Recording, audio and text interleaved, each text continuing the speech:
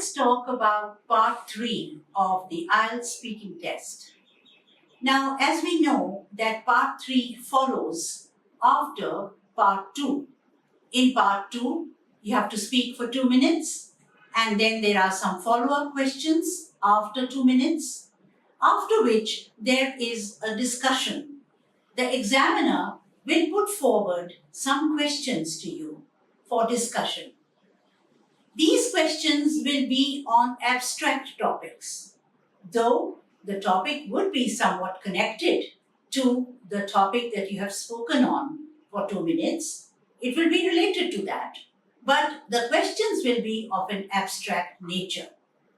And secondly, in part 3, because it is a discussion, you need to give longer answers. You can't just give very short answers. You have to discuss the topic in detail.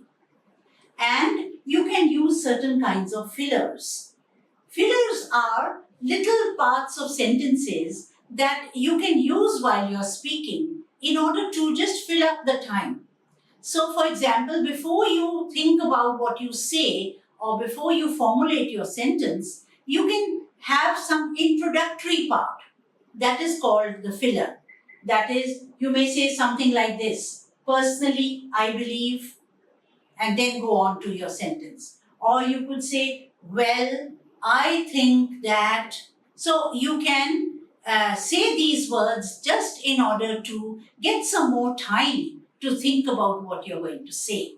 So you can say, for me, or in my opinion, or I tend to think that. So you can use these little sentences or parts of sentences in order to fill up your response. You can even say something like, it depends upon how you look at it. Now, this kind of sentence, you're not saying anything in particular, but you're just filling up the time so that then by that time you will think about something to say and then you will go on to say that sentence. So meanwhile, instead of remaining quiet, you can say something like, it depends upon how we think about it, or, well, there are 2 ways of looking at it. So you can use a sentence like that. That is called a filler. But of course, we must be careful that we don't use too many fillers, or that we don't always keep on saying, well, I think all the time. So we have to be rather careful about that.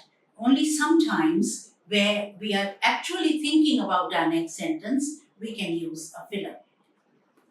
Now, coming back to the abstract topic, let me give you some examples of how you might get these topics or these questions. For example, if the topic is watching television, you may have spoken in your 2-minute speech about some television program that you regularly like to see. So having spoken about it for 2 minutes, now you may be asked to answer some questions. Now, these questions are of a general or abstract nature. For example, the examiner may ask, does television have a negative or positive effect? So in this case, you have to talk about television in general. What sort of positive effects it may have and what sort of negative effects it may have. Another example is of the topic storytelling. Sometimes you're asked to speak about a topic that what story do you remember from your childhood?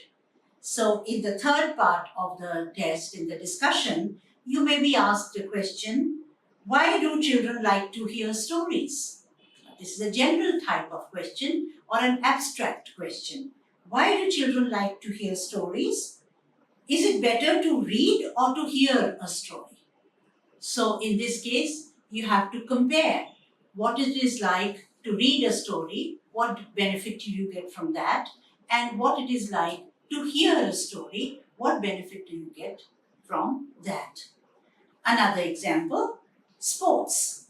Now, suppose you have talked about some sport that you like to play. There is a discussion now in part 3 about sports in general. Here also, there may be some abstract questions about sports. For example, the examiner may ask the question, is competition in sports a good thing? Is it good to have competition in sports, or should sports be played only for pleasure? What are the benefits of sports for children? And so on. So topics like these will form the abstract questions for discussion, which is part 3 of the speaking test.